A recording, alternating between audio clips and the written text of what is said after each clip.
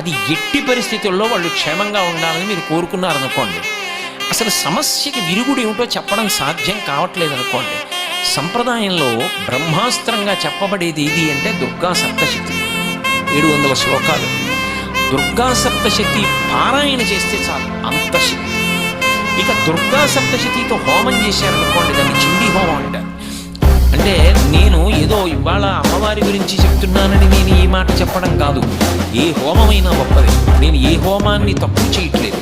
కానీ ఒక్క విషయాన్ని మాత్రం మీరు తెలుసుకోవాలి, సంప్రదాయజ్ఞులందరూ కూడా అంగీకరిస్తారు.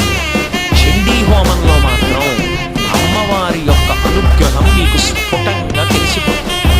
ఎందుకో తెలుసా? ఒక్క చండీ హోమంలో మాత్రం అన్ని పచ్చి పదార్థాలే పడతాయి. ఇప్ప పువ్వు అదే పనిగా హవనం చేస్తారు. అలాగే ఒక్కొక్క అధ్యాయం